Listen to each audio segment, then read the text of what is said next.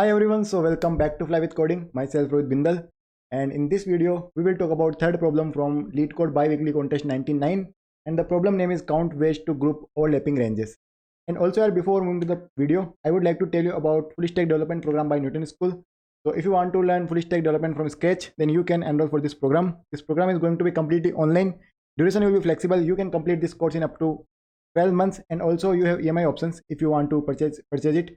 And if I talk about the main features of this program, you will be getting daily live classes by industry experts. You will be building multiple real world projects throughout this course. You will be getting regular personal mentorship from industry experts. There will be weekly contests and assignments to sharpen your development skills, and also you will be getting some interview preparation tips so that you can crack your dream companies.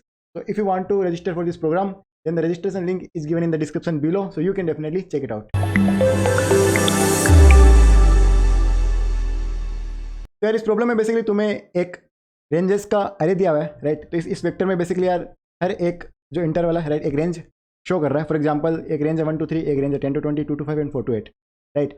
अब तुम्हें क्या करना है यार, इन ranges को दो group में डालना है, राइट, दो ग्रुप में स्प्लिट करना है, ठीक है। और यार इनमें जो ओवरलैपिंग रेंजेस है, वो सेम ग्रुप में जानी चाहिए, राइट। अब ओवरलैपिंग का क्या मतलब है? फॉर एग्जाम्पल यार अगर तुम रेंज देखोगे 1 to 3, ठीक है, और अगर तुम ये रेंज देखोगे 2 to 5, ठीक है, तो यहाँ पे इन दोनों में तुम देख सकते हो यार कुछ ओवरलैप हो रहा है, तो मैं बोलूँगा यार दोनों ओवरलैपिंग रेंजेस है, राइट। एंड सिमिलरली यार यहाँ पे अगर तुम देखोगे अब इसको अगर मैं लेट से मर्ज कर दूँ तो यहाँ पे यार एक रेंज बनेगी 1 to 5, राइट। अब यार तुम इस रेंज में देखोगे अगेन जो 2 to 5 है, राइट, और ये जो 4 to 8 है बेसिकली, राइट, 4 to 8 ये अगेन इसके साथ ओवरलैप कर रही है, तो ये दोनों भी ओवरलैपिंग है। तो यार मैं कह सकता हूँ यहाँ पे basically 1 to 3, 2 to 5 and 4 to 8, right, ये तीनों ओवरलैपिंग रेंजेस है, क्योंकि 1, 3 एंड 2, 5 में कुछ ओवरलैप है, एंड देन 4, 8 जो है, राइट, उसका 2 to 5 के साथ कुछ ओवरलैप है। तो बेसिकली इन तीनों के साथ कुछ एक दूसरे के साथ कुछ ओवरलैप है, इसलिए ये तीनों क्या है, ओवरलैपिंग सब इंटरवल्स। तो अभी इन्होंने क्या बोला कि ये तीनों तो बेसिकली सेम ग्रुप में जाने चाहिए।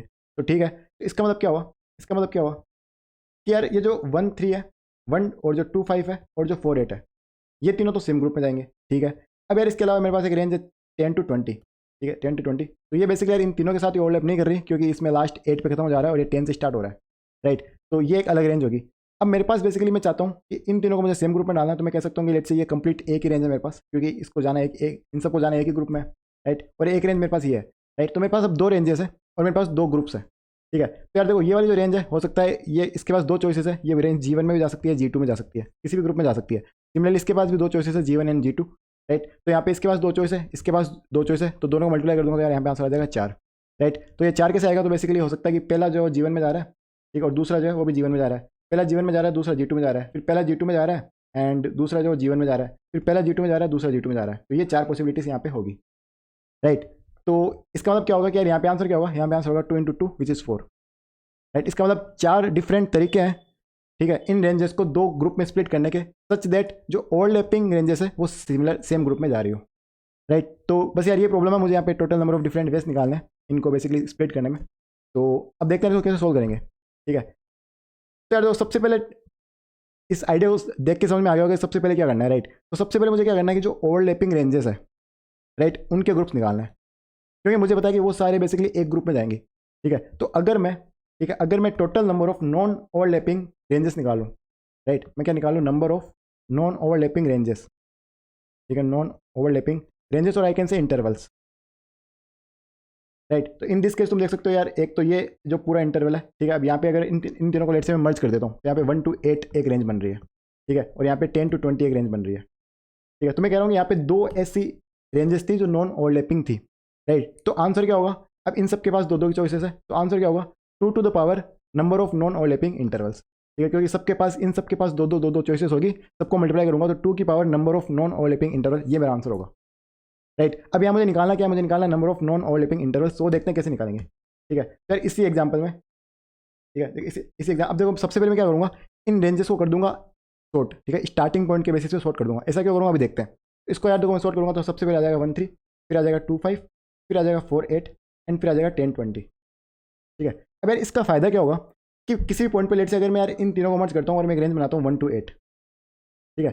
अब इसका क्या फायदा होगा कि जब मैं अगली रेंज पे जाऊँगा तो लेट से ये है 10 to 20, ठीक है, ये है 10 to 20।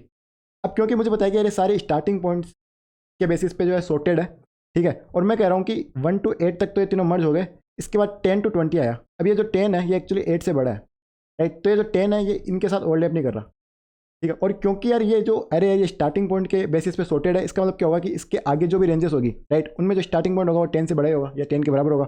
इसका मतलब इसके आगे वाले सारे रेंजेस या तो इस 10 से स्टार्ट हो रही होगी या इससे आगे जा रही होगी, ठीक है, क्योंकि स्टार्टिंग पॉइंट के बेसिस पे सॉर्टेड है। तो इसका मतलब क्या है कि अगर ये जो है ये इसके साथ मर्ज नहीं हो रही, तो इसका मतलब क्या है कि इसके आगे भी जो रेंजेस आएगी वो इसके साथ मर्ज नहीं होगी, ठीक है। तो इससे क्या होगा कि इसका मतलब मैं गारंटी के साथ कह सकता हूँ कि मुझे एक तो नॉन ओवरलैपिंग रेंज मिल गई है, राइट। इसका मतलब क्या है कि ये जो रेंज है ये आगे किसी के साथ ओवरलैप नहीं करेगी, तो यहाँ पे ये एक रेंज तो पक्का नॉन ओवरलैपिंग होगी, ठीक है। सॉर्टिंग करने का ये फायदा होगा, राइट। तो अब यार देखते हैं इसको अपन सोल्व कैसे करेंगे। तो देखो इसका मतलब मैं क्या करूँगा, कि सबसे पहले मैं इस पहली रेंज को पकड़ूंगा, ठीक है। तो लेट से इस पहली रेंज को मैं बोलता हूँ प्रीवियस, ठीक है। मेरे पास एक रेंज है 1 2 3 और इसको मैं बोल देता हूँ प्रीवियस।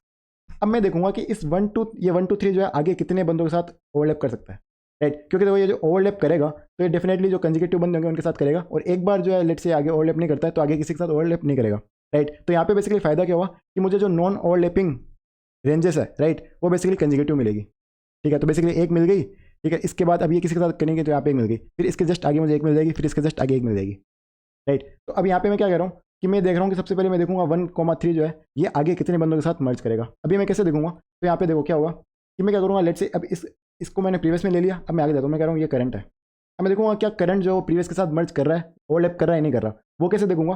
तो बेसिकली अगर इस करंट का स्टार्टिंग पॉइंट जो है वो अगर इस प्रीवियस के एंड से छोटा है या इसके बराबर है, मैं क्या कह रहा हूँ कि प्रीवियस करंट का जो स्टार्टिंग है, ठीक है, करंट का जो स्टार्टिंग है वो अगर प्रीवियस के एंड से छोटा है इसके बराबर है, ठीक है, तो ये दोनों ओवरलैप करेंगे। कैसे, प्रीवियस का एंड यहाँ पे 3 है, इसका स्टार्टिंग यहाँ पे 2 है, इसका मतलब क्या होगा कि यार ये जो स्टार्टिंग है इस इधर आ जाएगा, तो इधर आ गया, ठीक है। और फिर आगे चाहे कुछ भी हो पर यहाँ पे यार देखो ओवरलैपिंग हो गई, ठीक है। अब क्योंकि ये ओवरलैपिंग हो गए तो इसका मतलब क्या है कि ये दोनों मर्ज हो जाएंगे, ठीक है, ये दोनों साथ में मर्ज हो जाएंगे। तो मर्ज होकर क्या बनेगा, तो बेसिकली अब देखो इसमें क्या होगा, मर्ज होने के बाद प्रीवियस का स्टार्टिंग तो सेम ही रहेगा, क्योंकि मुझे पता है ये सारे स्टार्टिंग जो है ये सॉर्टेड ऑर्डर में है, तो इसका जो स्टार्टिंग होगा सेकंड वाले का ये इससे बड़ा इसके बराबर ही होगा। तो मैं कह सकता हूँ प्रीवियस का स्टार्टिंग तो सेम रहेगा, लेकिन अब यहाँ पे प्रीवियस का जो एंड होगा राइट वो एक्चुअली 5 हो जाएगा, ठीक है। तो 1 to 5 जो ये पूरा मर्ज हो गया, 1 to 5 बन जाएगा, राइट। अब यार यहाँ पे देखो दो केस हो सकते हैं, यहाँ पे एक तो ओवरलैप ऐसा हो रहा है, एक ओवरलैप ऐसा भी हो सकता था।